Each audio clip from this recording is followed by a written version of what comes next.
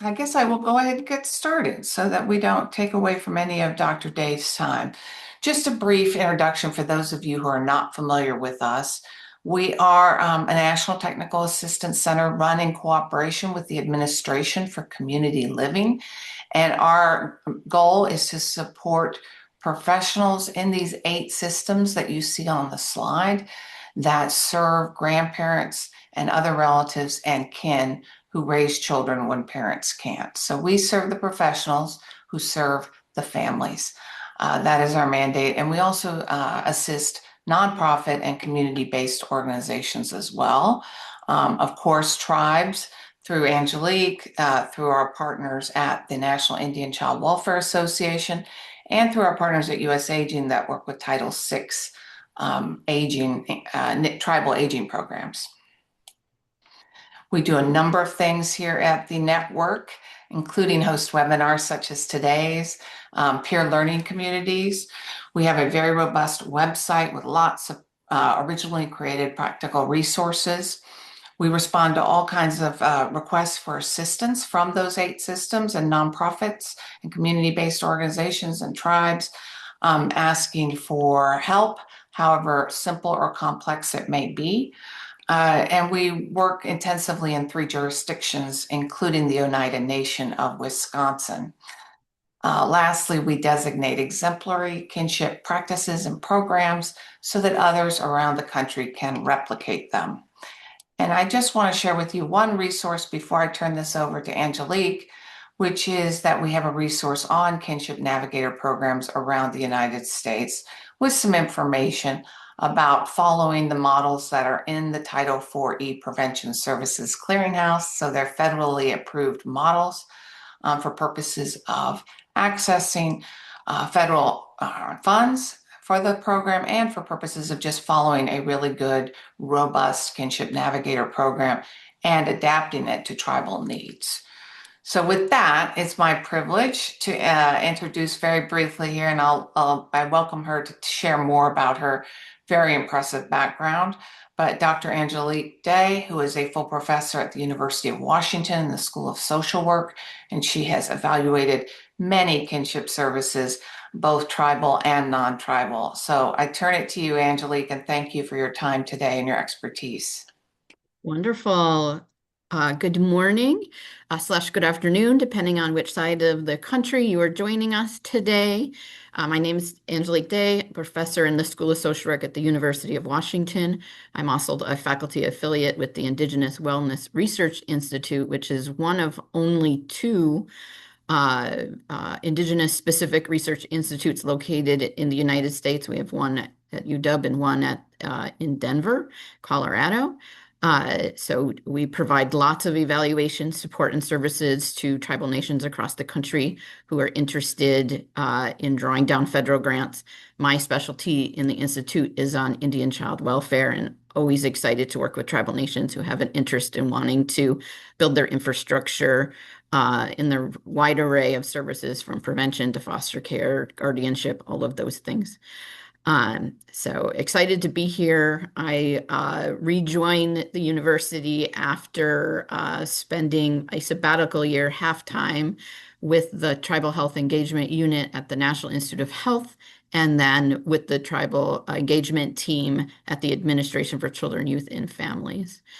So a lot of good work going on in the federal government if you find the right people, and I know that has been an extra big challenge these days. So with that note, I'll jump into today's presentation. We could have the next slide, please. Okay, perfect. So I first want to talk about this new law that Anna mentioned in the introduction, the Supporting America's Children and Families Act. And as you hear this presentation today, you're going to be hearing 2 different references to that act. One, the name Supporting America's Children and Families Act. It's also known as the Protecting America's Children by Strengthening Families Act. I can't fully explain why we have 2 formal references to the law. So I have embedded many links that you'll have access to as part of this PowerPoint. And some of these documents reference the Act as the Supporting America's Children and Families Act, and some of them as the Protecting America's Children by Strengthening Families Act. These laws are the same piece of legislation. But just wanted to let you know it has these two names and to not be confused by the language as you take these resources and utilize them in your everyday practice. So this particular piece of legislation was passed out of the U.S. Senate by unanimous consent. That means that the work by and large happened in the House, and the Senate didn't make any changes. They just adopted what the House did, and then that was signed into law in January 2025. And the federal government is still in the process of implementing this piece of legislation, and there has been opportunities for tribal engagement to influence the implementation, and there is a few more opportunities for tribes to be engaged, and I will let you know about those a little bit further into this presentation today.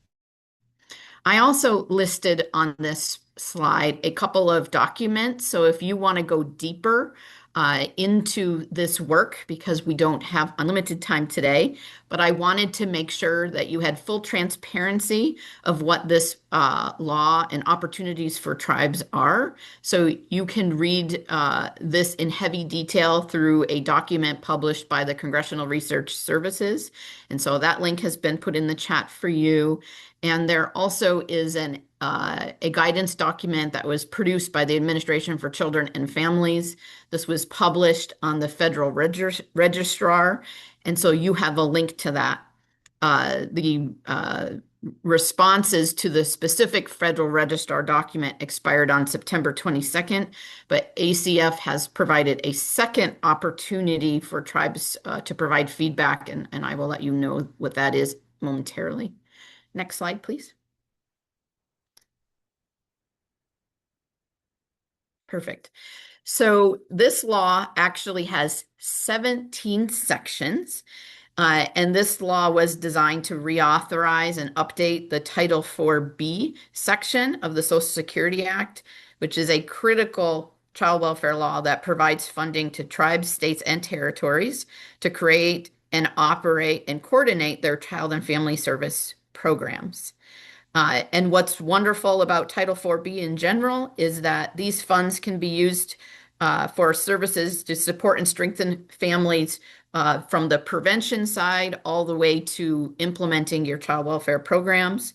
And kinship families are an important target population that these funds can be used to support. And that includes children both inside and outside the child welfare system, which is wonderful. And I know tribes historically have invested and prefer to invest on the prevention side, and there are some unique resources for you to be able to do that in this law.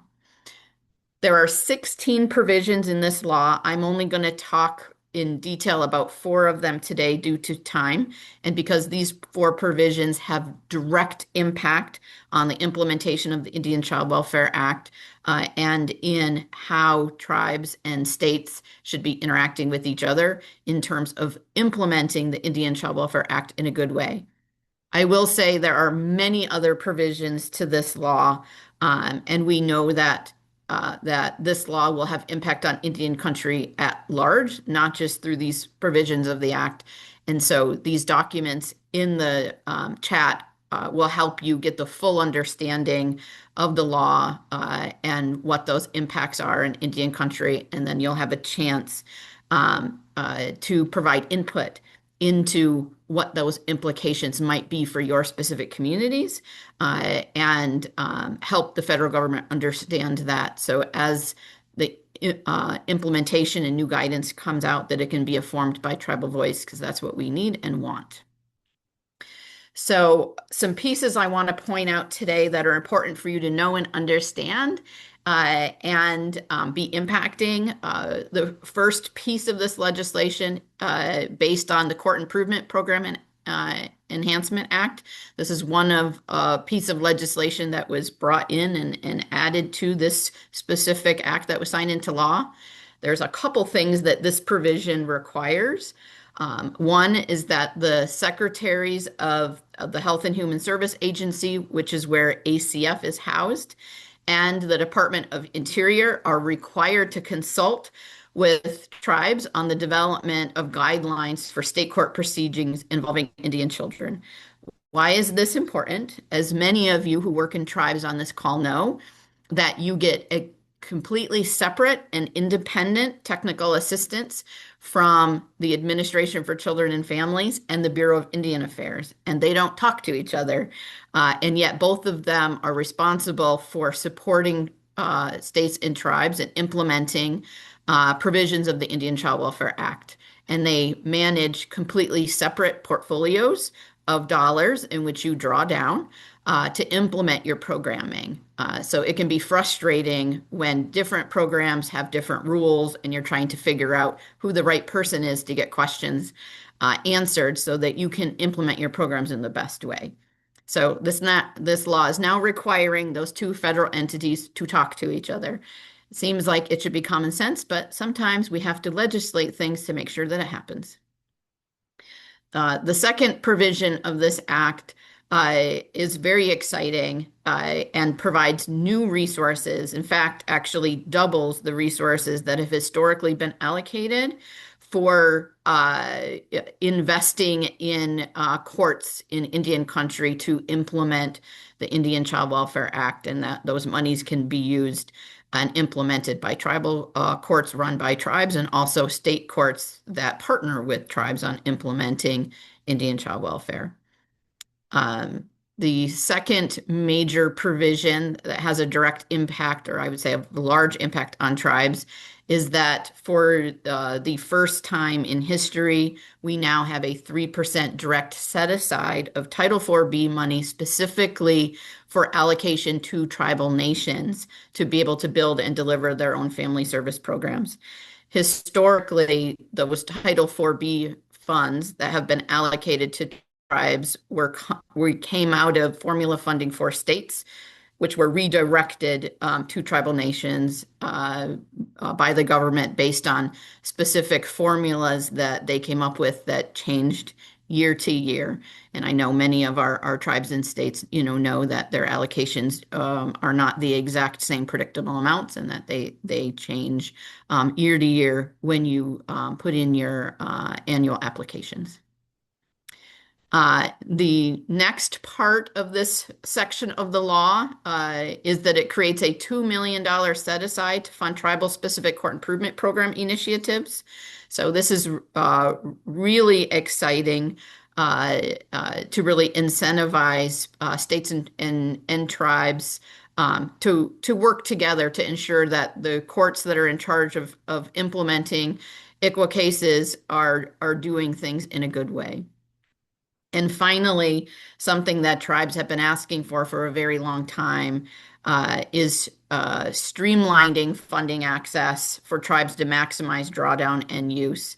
And this includes, as part of streamlining, reducing administrative burdens so that it's easier for tribes to take advantage of these resources. And we know that historically, so many tribes, their federal formula allocations were so tiny that oftentimes it costed tribes more money to apply for these funds than what they were actually receiving. So you have been heard, tribes. That's the great news. Congress has heard you. And now there's new requirements to make that easier for tribes to access those dollars, and that you're not spending more applying for your money than what you're actually getting in return. And then finally, the Strengthening Tribal Families Act portion of this new law really provides additional clarity to help states understand how do you implement the Indian Child Welfare Act. And this particular provision of the law was really based on ensuring that there's more protection for the Indian Child Welfare Act so that hopefully we never see it return to the Supreme Court for continued deliberations regarding its constitutionality. So specifically, this particular section of the law ties state outreach to extended family and or tribal communities to Title IV-B. We know that Indian Child Welfare Act was the first kinship care law on the books. So it's just acknowledging those strengths that the Indian Child Welfare Act has and providing additional clarity for states on how to implement it in a good way. It also gives Health and Human Services authority to support states in improving ICWA outcomes. As you all know, in the past, ICWA has been thought of as an unfunded mandate without a lot of oversight and understanding of how states should be implementing it. And so now HHS has been compelled under this law to provide that guidance and support to states to ensure it can be implemented in a good way. And finally, to ensure that Congress understands what ACF is doing to ensure ICWA is implemented in a good way, there's a new requirement for ACF to report to Congress biannually, every other year, a report on how ICWA is being implemented and how that could continue to be improved so that Congress can work hand in hand with ACF to ensure that this law is implemented the way it was intended. We know it's the gold standard, so this is providing some more teeth to that acknowledgement in ensuring that we can hold up ICWA because we know it is the gold standard in child welfare practice. Next slide. All right. So this slide has some really important and time-sensitive information for you. There may be some folks on this call who have had the opportunity to participate in formal tribal consultation regarding this Supporting America's Children and Families Act.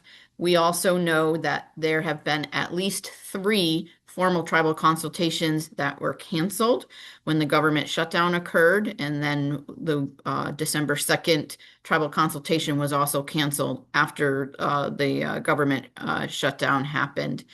There's been some rearranging of folks who work at ACF, and I know that was a large part of the cancellation on December 2nd. But there are still opportunities for tribes to provide their expertise to help inform final guidance and implementation regarding this law. And so I've linked here a Dear Tribal Leader letter. It has the listing of the different consultation sessions, ones that have occurred and ones that were canceled. It provides information for you on how to provide written guidance, and tribes have until January 9th to provide written guidance on the record to the Administration for Children and Families to both answer questions about what you're seeing in this law, as well as provide guidance for ACF on how they can implement the provisions so that they can be done successfully. So Casey Family Programs, due to the cancellation of 3 of these sessions, has developed an opportunity, a structured opportunity for tribes to have this conversation. And that's going to occur on December 18th from 12:30 to 2:30 p.m. Mountain Time. There is a link on here for you to join that webinar. And if you have questions or concerns about accessing these links, you can reach out to Angelina Callis, and I have her email address on here for you. And I'm seeing in the chat, there's a few folks that are having trouble with the link. I apologize. Hopefully the link in the chat is working for you now. So I'm encouraging as many of you to participate in this session. You can listen in, you can provide feedback. The goal of this session and with Casey Family Support is to help tribes develop a letter that they can submit to ACF with their recommendations on how this could be implemented in a good way. Next slide.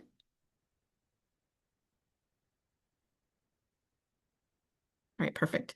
I now want to spend the rest of my time, since Generations United is hosting this webinar today, to really focus on the kinship specific provisions of this new law. So I want to spend the rest of my time there. This law really addresses 4 major things related to kinship specifically and supporting families that you serve. One is expanding the definition and providing clarity about how 4B dollars can be spent, including kin and relatives in the eligibility criteria for services. Second, clarifies that Title 4B money services can be delivered through peers. So a lot of programming, like Kinship Navigator programs example, utilize peers rather than professionals to deliver services so that you can use 4B dollars to fund those types of programs, like support groups is one example. It also clarifies that youth can be provided 4B services and defines youth as individuals under age 26. This is so important because as you all, if you're applying for direct Title 4B, you are asked by the federal government as part of your Title 4B applications to include population counts and who you are serving. And typically, those population counts have asked you for members that are under age 21.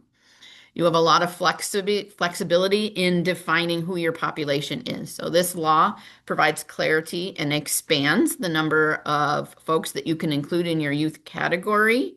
And in general, when the federal government is asking for your population count forms, many tribes fill those out in partnership with their enrollment offices. But we know that tribal child welfare agencies, many of them have a much expanded definition of who they serve. For example, if you have blended families living on the reservation where you have some kids that are eligible for enrollment and some kids are not, most tribes will serve the whole family and not send half of the families, to the county office for services. So in your population count forms, you can count the whole family, and you. Because tribes have tribal sovereignty, you can define your population in the way that works best for your communities. And so it's important to understand that as you are applying for these funds. And then finally, this law reserves funds specifically to develop evidence-based Kinship Navigator programs, and we'll spend a lot of time on this webinar talking through that today. So next slide, please. All right, perfect. So now I want to dive into the Kinship Navigation program and evaluation requirements. So I am hopeful that many of you on the call today will be interested in applying for these Kinship Navigator funds.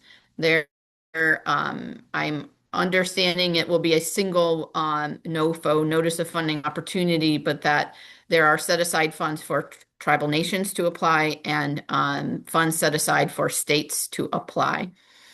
And so it's important when you see that to understand that the application is for both and there is a tribal set aside there.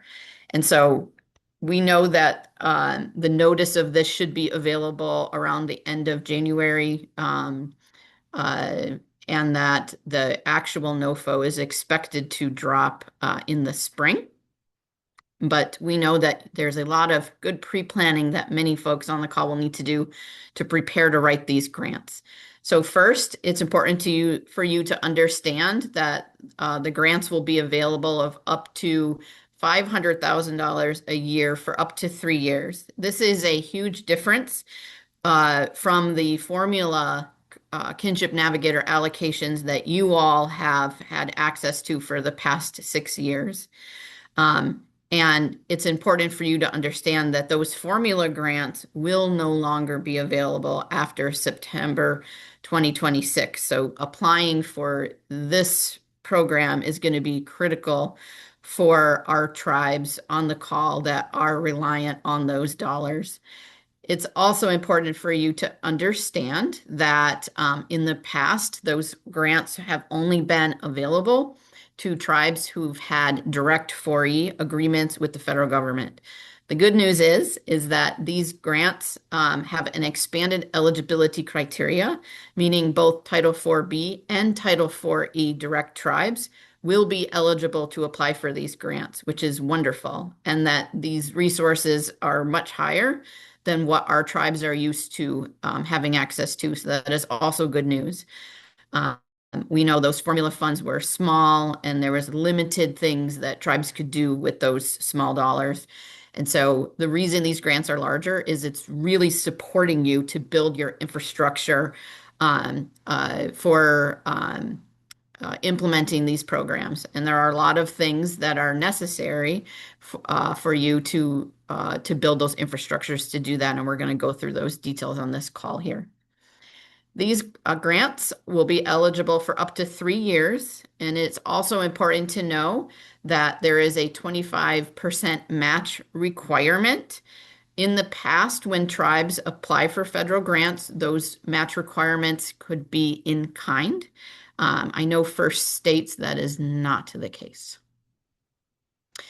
So it is important to know that to qualify for this funding, a Kinship Navigator program or the Kinship Navigator program that you will be proposing is the goal that you're working towards meeting the requirements that are outlined in the Title 4E Prevention Services Clearinghouse of what a program has to offer in terms of eligibility for meeting a promising, supported, or well-supported practice area. There are 6 programs in the clearinghouse that have a rating that are Kinship Navigator programs. They include the Ohio's Kinship Support Intervention Program. Ohio calls it Protect Ohio. There's the Arizona Kinship Support Service, the Colorado Connected Kinship Navigator Program, Foster Kinship Navigator Program that was developed in Nevada. And then the Kinship Interdisciplinary Navigation Tech Advanced Model, KinTech, that was developed out of the state of Florida. And then finally, the Washington State Kinship Navigator Program out of Washington State. And that program is the only one on the list that I'm aware of that was developed inviting tribes to the table. And I'm going to tell you a little bit of that story later on in this program. I see a question in the chat. Is this only for direct Title 4E or pass through too? I will have the answer for that in this PowerPoint, so hold on, it'll be answered. It's important to understand that when you're working on these applications, that it's important that and required as part of your application process to work in collaboration with program model developers. So that means one of these 6 program purveyors to ensure program fidelity to the model. So speaking of that, and Brittany, your question really feeds into some of the challenges for tribes because we don't have a waiver. And so I wanted to share that transparency and lessons learned when I was supporting Washington State in developing theirs is Washington State was one of the first states in the country to develop a navigator program. And so they had a robust one already happening before moving to a clearinghouse model that would be approvable for FFPSA dollar drawdown. And so there were a couple concerns that practitioners have brought up that they thought would be very, very hard moving from a resource and referral only model to a case management type model.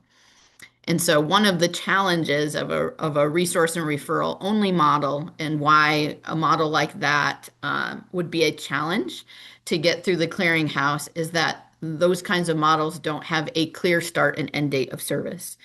And when Washington State developed their first model, it was anytime a family needed something, they wanted to be able to serve them anytime a family would reach out. And so that was a major change that had to occur in order to have this model meet clearinghouse standards. So historically, families would come in and out of programs over different lengths of time and utilize different types of services depending on need. So for example, many folks who participate in caregiver support groups, right? You're not limited by a fixed number of sessions one attends before they graduate or complete the program. And there are creative strategies you can take to, to honor caregiver support programs and the way you want those to operate while still meeting these clearinghouse standards. And we'll talk through how Washington State did that momentarily. The other problem that was identified that really proved challenge moving to a clearinghouse ratable model is the fact that that to build these, you are required by the clearinghouse to have an intervention and control group. And many communities struggle with this idea of a comparison group. And with tribal nations that are small and where everybody knows each other, building comparison groups can be really problematic. So in terms of these challenges, if any of our tribes are grabbing something off of the shelf and implementing it exactly as is, you won't be required to build an intervention and comparison group. But if you are doing any adaptations to the model, which I would assume many tribes would want to do, we have some creative ideas on how you can do this and feel comfortable about this type of decision making. And so an example of what I've done with other tribes I've worked with in the past is that they approach this in a consortium type model where some tribes are implementing the intervention in their whole community. And then we have sister tribes that are kind of wait listing, or they're going to implement at a different time as the comparison group. So you can meet this standard without being in a rural community where everybody knows each other, and you find out that one person's in a comparison group and one person's in the experimental group, and it can cause an uproar and hard feelings to the program implementer for good reason. Next slide. Okay. So in terms of what we understand the requirements for this NOFO to be, is that our tribes who are applying to implement Kinship Navigator programs, there is an understanding that we know that you'll need to be adapting these models specifically for your unique community needs. And that part of that adaptation process will require that you document and build program manuals. I have an example of one in this PowerPoint that you can utilize as a template. And that the federal government is acknowledging that tribes will need to have their specific context and practices as part of the adaptation process. And that it will require collaboration with tribal leadership, because that can't be done without that important partnership. We also understand that tribes can apply for this grant as an independent entity or through tribal consortiums. And remember, because of the idea of this grant is to work towards an evidence-based rating, you will need sizable population. So we're encouraging our smaller tribes to apply as consortiums. For larger tribes that have the population, I think they can, apply independently if that's their preference. Okay. And then finally, for tribes that are not Direct 4E, the goal of the grant is to develop a program that can remain permanent after it's built. And for our Direct 4B tribes, that means working with your state to add your program to their prevention plan list so that they can draw down that money through 4E and pass it to our 4B tribes. That is the way to do that if you are not a Direct 4E tribe. And so I've put on this slide in Children's Bureau instructions for for how to do that. And then if you're not sure if you're a 4E or 4B tribe, or you're not sure who those are, there are 14 direct 4E tribes that will not be required to take this step. The other tribes will be required to take that step.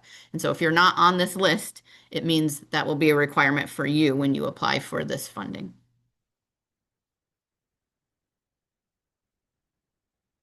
Okay, next slide.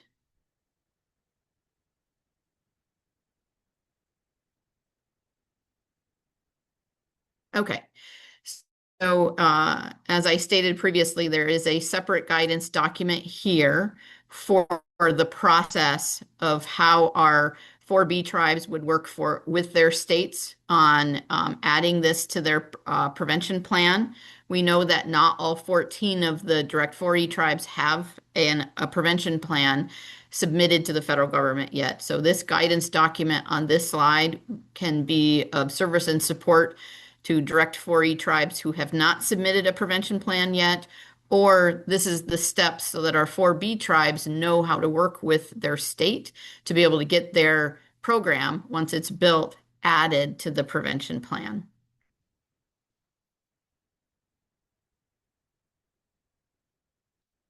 And this is something that you'll need to include as part of your narrative when you're writing this grant to say that you are planning on doing that. This is going to be a requirement regardless of your process.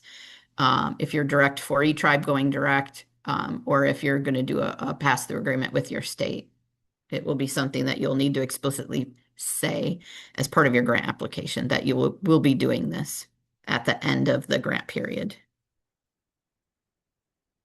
Okay, next slide.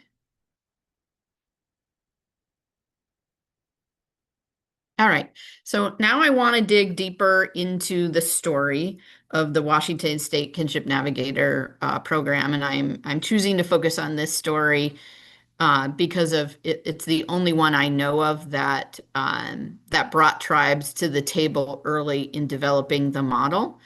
Um, and so just wanted to help you understand this story and lessons learned from this particular journey, and then just tell you a little bit about what this model is. And for those of you who choose this model as part of your NOFO writing process, so that you have a better idea of what the components are that you will need to be implementing as part of that process.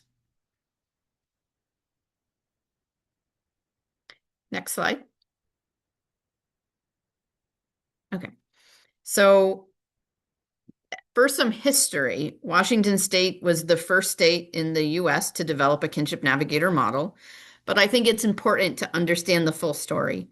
This model developed in Washington State was actually based on a model originally designed by Yakama Nation. So you could actually argue that the concept of kinship navigator actually came to life because of a tribal nation.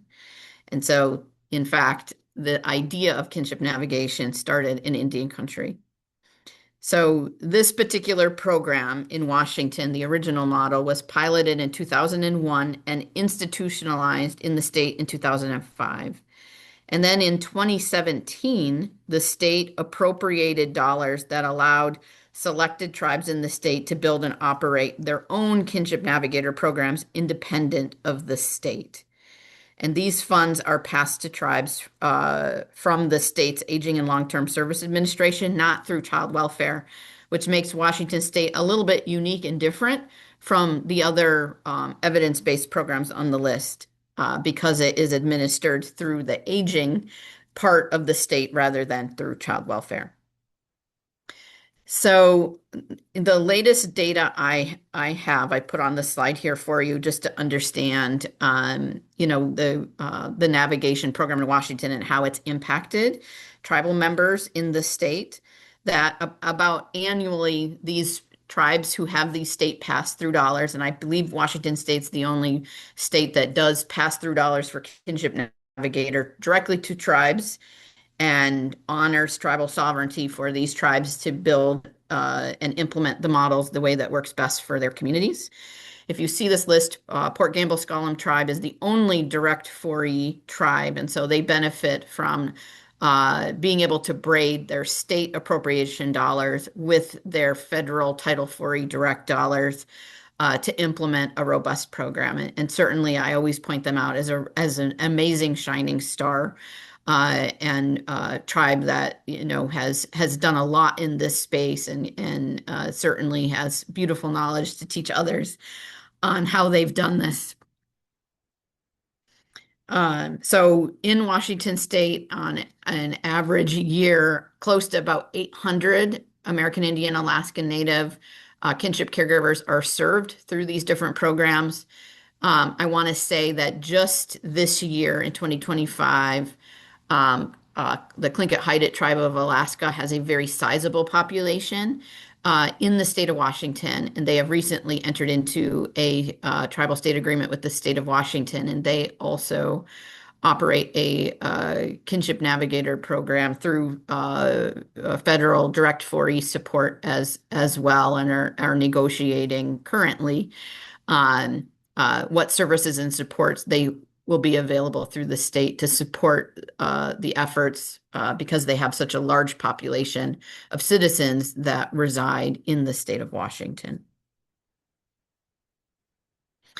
So over 800 kinship caregivers served through these pass-through dollars, and then over 1,000 children who live in these kinship care arrangements. So a lot of lessons learned here on how this program has impacted tribal nations. And it's a good model in Washington State to help other states understand how do you do pass through to honor tribal sovereignty and allow tribes, specifically those who are Title 4B but not 4E, to be able to benefit from prevention services and supports.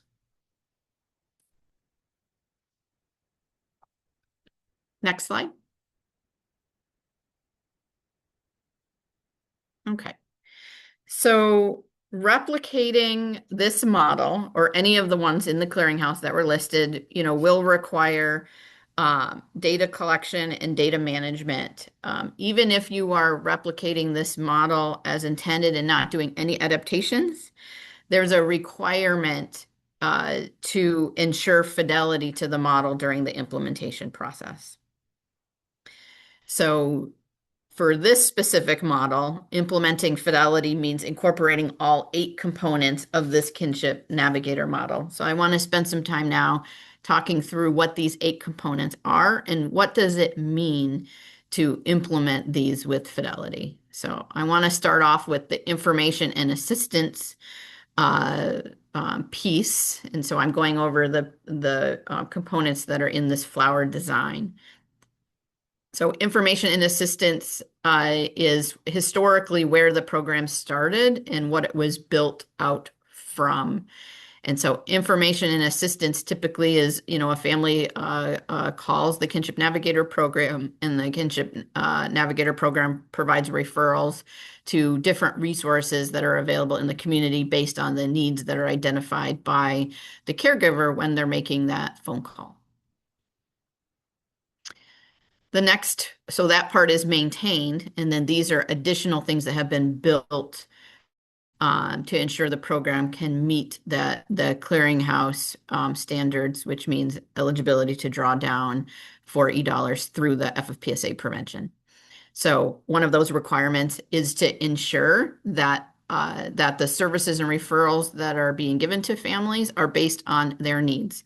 And so most of the models in the clearinghouse, including the Washington State model, includes a comprehensive needs assessment process as part of intake to identify more comprehensively what the landscape of the family is and where there might be needs. And so this is a structured process that happens at intake.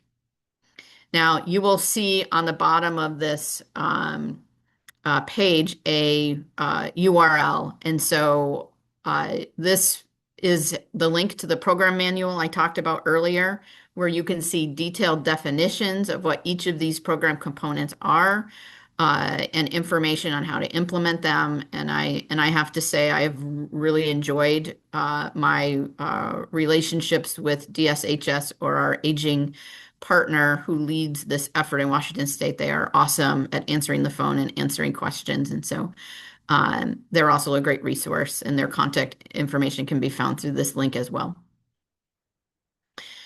So the case management part, this was really the biggest piece that was really built from scratch during this process to be able to meet clearinghouse standards. And it is the case management component that has a clear start and end date to meet that requirements that's laid out in the FFPSA handbook. And so, if families are referred to case management, they have a clear open case date. And for the Washington State model, the program or the case management component of the program is 6 months long in date. And that particular duration of time was derived from our practice experts, our navigators who were running the information and assistance component long before the case management portion was built, and that from their practice experience said that most families need about 3 to 6 months to really get their needs met. And so that time period was based on practice experience, which I think is important to point out. Another important component of the Washington State model is this concept of urgent funds. So separate from operating Kinship Navigator, the state of Washington has allocated a separate pot of money for urgent funds to help kinship caregivers with emergency services to get their homes ready to receive children so that they can be confident in becoming kinship caregivers, or after they become kinship caregivers, if something urgent is happening that would jeopardize the placement, urgent funds can be used for that purpose. In Washington State, it's about $1,500 per family per year. Families don't have to access that all at once. It's available, when needed for different types of items, which could include, emergency support for rent, utility assistance, food. It's really open in terms of concrete goods and support needs that families would have to keep the family stable and together. Okay, and then another important part is this peer-to-peer support. And in Washington State, this is operationalized in 2 ways. One, about 50% of the navigators employed by Washington State are also kinship caregivers, so that you're working with people who have lived expertise. And then also, Washington State offers these support groups. And this particular program was built while COVID was happening. So as part of this program, there were support groups available online, and some of those groups are still operating online. And then there's some groups who have resumed in-person convenings. And so it is flexible. There are minimum standards, in terms of how often support groups need to run. Some of our programs offer those more often than others in terms of time frame, but they all have a minimum standard of operation that they adhere to. So the nice thing about building these programs and defining minimum standards is fidelity to the model means you're doing the minimum. You can always do more, you just can't do less to meet fidelity requirements. Next is caregiver education program opportunities. And caregiver education is run by different entities. For our formal kinship caregivers, there are formal trainings that they can access through child welfare. And then for our informal caregivers, there's structured opportunities that DSHS offers through the Aging Network. For example, Kinship 101, legal services and understandings.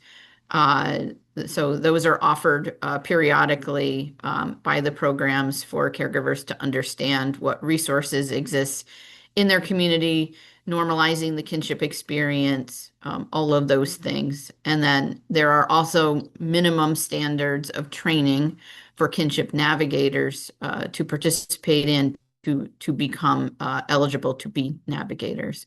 And that is also explained in the handbook. The next piece of the program is this program oversight.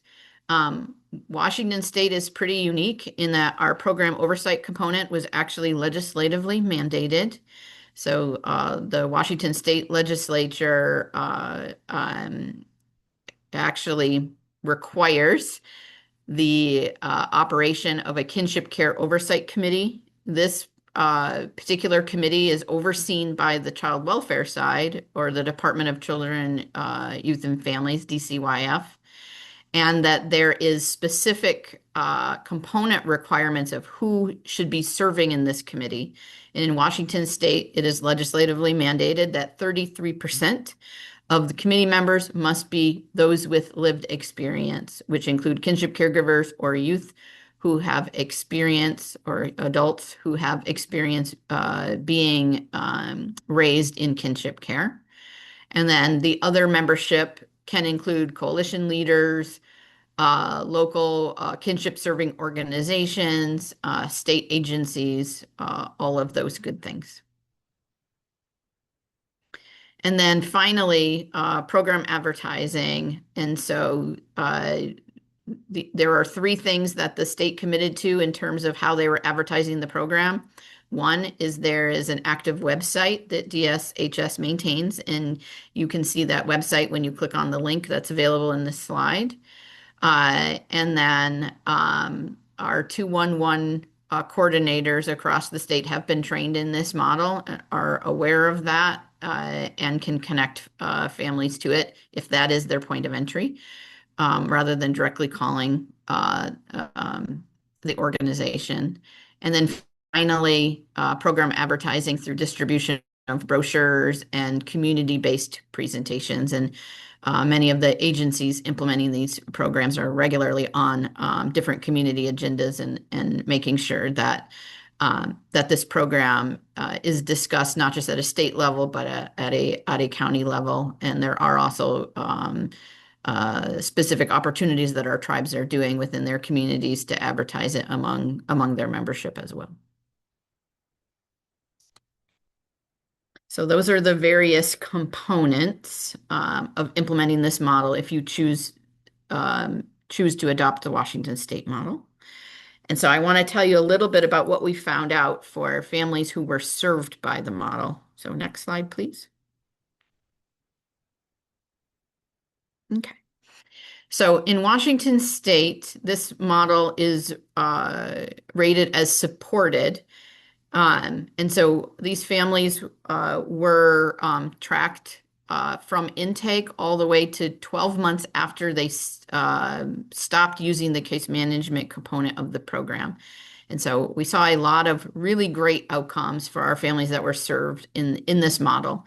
So looking only at the 1 year after case closure data, so that means after case management had ended, our caregivers who used case management were over 5 times more likely to attend kinship support groups, almost 4 times more likely to get assistance with accessing legal services and information, and about 1.5 times more likely to state that they feel better able to cope with caring for their kinship child as a result of engaging with the program. And then 1 year after case closure, so that means after case management ended, the children who were placed in these kinship homes were more than 3 times as likely to have attended well child visits since coming to live with their kinship caregiver. So that means not going to emergency rooms for services when they have a healthcare challenge or need. Up to 5 times less likely to have left the home due to placement instability.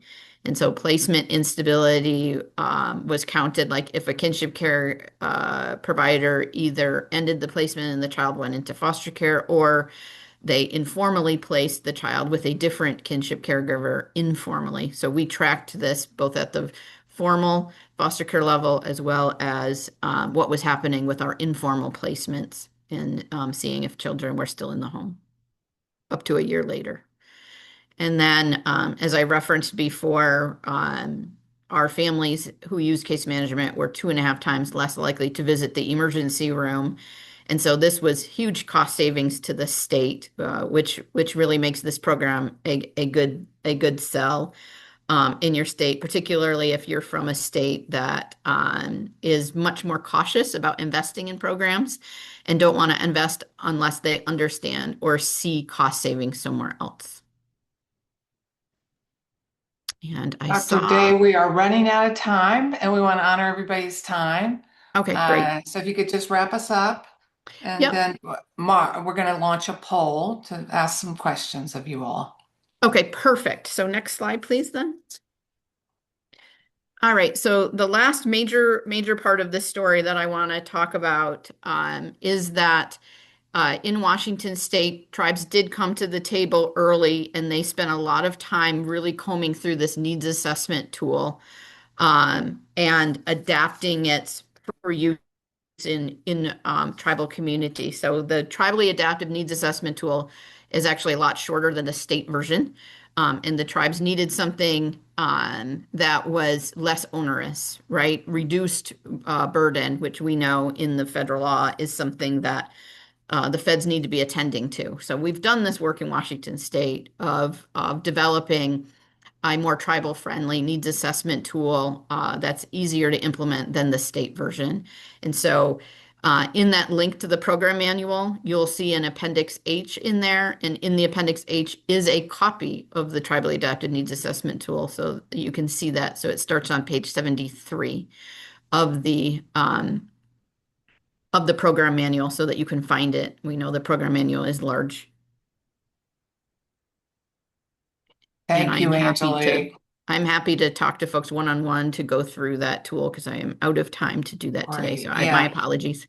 So we will be going over to a Q&A, and they're going to drop it into the chat. So you can join us for another 30 minutes in a Zoom webinar format. I'm going to have the team launch a quick little survey to ask you all about what you thought of this webinar. Here is where you can sign up for all things network. And on the next slide, you'll see that we are having another webinar at the beginning of January. And we hope you will join us there. And thank you so much, Angelique, for sharing your expertise with us.